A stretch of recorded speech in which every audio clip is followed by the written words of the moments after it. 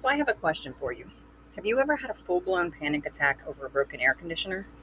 No? Just me? Cool. Let's talk about what happens when everyday life turns into a psychological war zone, courtesy of a narcissist. There's a lot of things that start to feel weirdly normal when you're living in a toxic relationship.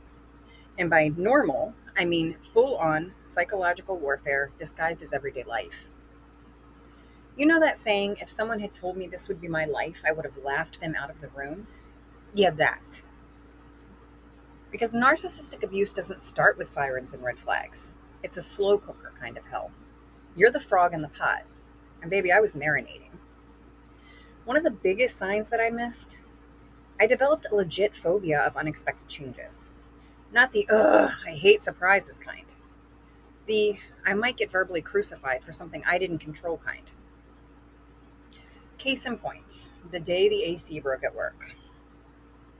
Simple event, right? It's 115 degrees, so we're told to relocate buildings. That's no big deal. Except that my heart started racing, not from the heat, but from the anxiety, because I knew exactly what was coming. In my house, unexpected change meant I had to explain myself, even if it had nothing to do with me.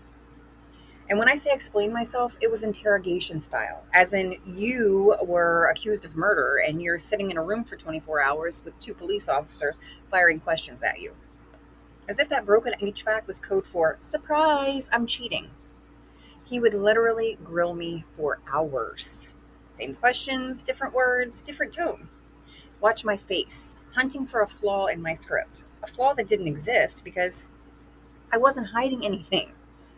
Eventually, I'd freaking confess to things I didn't even do, just in the madness, just so I could breathe again. And that's when I realized that that's why sometimes innocent people falsely confess in real life investigations, because man, you just want it to end. Because when your nervous system is fried and your sense of self is already shattered, you just want the freaking screaming to stop. What gutted me the most wasn't the accusations. It was the fact that none of these changes were in my control. None of them. The AC, a post office stop, a meeting during one of his answer the phone now or else tantrums. Even getting sick was treated like a betrayal. But if I had ever told someone else that, they would look at me like I was freaking nuts. And that, my friend, is the isolation trap. Because you start to believe that you are the problem. If only you just planned better, communicated more, predicted the weather patterns like a psychic. Maybe then you too could avoid the blow up. Spoiler alert, you can't. Because the rage, it was never, not once, about the changes. It was all about control. So if this story made your stomach drop, if you saw your life in my words, let me say it loud for you. You are not crazy. You are not broken, and you're not dramatic.